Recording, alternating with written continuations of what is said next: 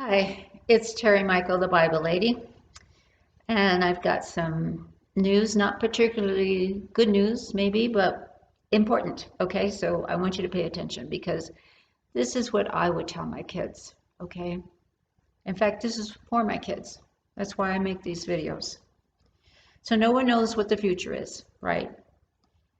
There are prophecies that have been given, and I have sent out some prophecies to people. And some of you have seen them and received it, and some of you have seen them and went, "Bleh." Okay, that's fine. But, prophecies are there to warn us. And so these may come to pass. I can't say they're going to come to pass for sure because I'm not a prophet. I don't see. But I do have the Spirit of God, and I feel that I need to pay attention. That's why I'm asking you to pay attention, okay? First, there are a couple of documentaries that you should watch. Agenda 1 and Agenda 2, and they're by Curtis Bowers. My husband and I just watched Agenda 2, and it was really something. It's about the Democratic Party and what has happened to it. So, you want to see that. Second, there's a prophecy by Dana Coverstone, Pastor Dana Coverstone. He's from Kentucky. Some of you may have already seen it. If you haven't, it's Dana Coverstone, and it's 3 dreams that he had, prophetic dreams. And they're going to begin to happen September through November of this year. So, okay, impending disasters. So what happens? I think God gets our attention. Not that he sends these things, although the Bible does say he sends plagues. But he does get our attention through it, because when bad things happen like 9/11, we look up, we go, God, help us, okay? So in the Old Testament, and this goes for the New too, it's not just for the Old, he said, if my people, and that's kind of like we the people, right? But different. And he said, if my people, it's conditional upon what we do, okay? He said it, and it was in Second Chronicles, not Corinthians. I get those two mixed up, but Chronicles 7:14. If my people, which are called by my name, shall humble themselves and pray and seek my face and turn from their wicked ways. Oh, okay. You think, okay, well, that's great. What does that have to do with me? Watch this.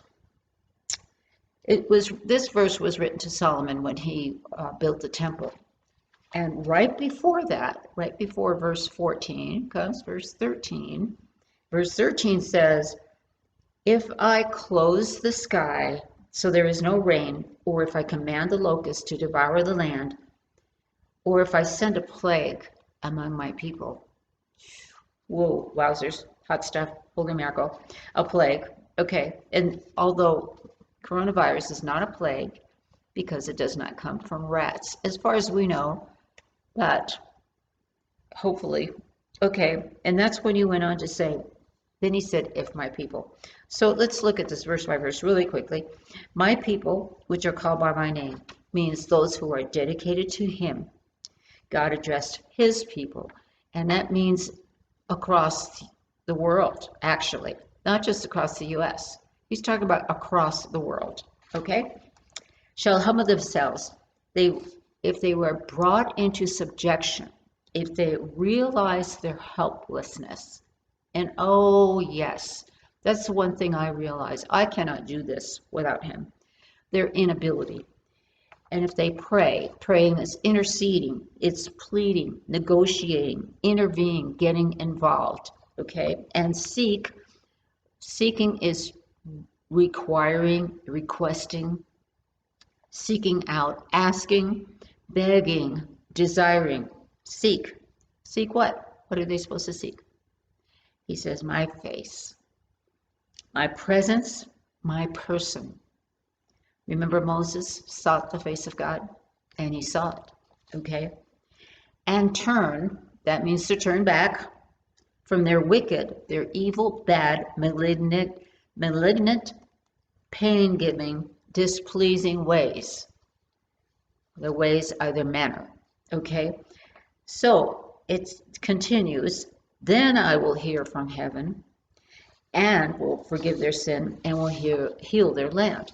Then I will hear. He means he will hearken, he will obey, he will understand. He will hear with attention and interest. He will listen to, he will consent, he will agree, he will grant the request. From heaven, which is an amazing depiction of God hearing from this place, because heaven is like up in the universe, up in the sky. You know, it's in the atmosphere. He will hear from there, from heaven, and will forgive. He will pardon or spare us. This is like an amplified version, okay? Their sin, their guilt, which is their guilt, he will forgive our guilt and our punishment for the guilt, for the sin, right? Not the guilt, for the sin. Okay, and will heal. Okay, heal is to make healthy, to cure, to repair of hurts of nations involving restored favor, of individual distresses, of national defects. Hey, we need it. We need that.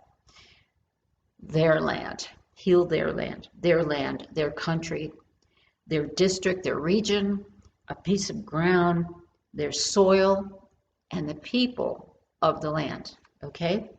The big if, though, it's a big if. If depends on us. There's another big if. What if we don't? Well, what if we assume nothing is bad? Nothing bad is going to happen. What if we think it'll all blow over? What if we think these guys are smoking something and don't know what they're talking about? Well, you know, that might be who knows? But that's a pretty big might. I don't know. I don't think I want to take that gamble. God said, if my people, and then he doesn't talk to hear himself talk. He said, if my people, it's conditional on what we do.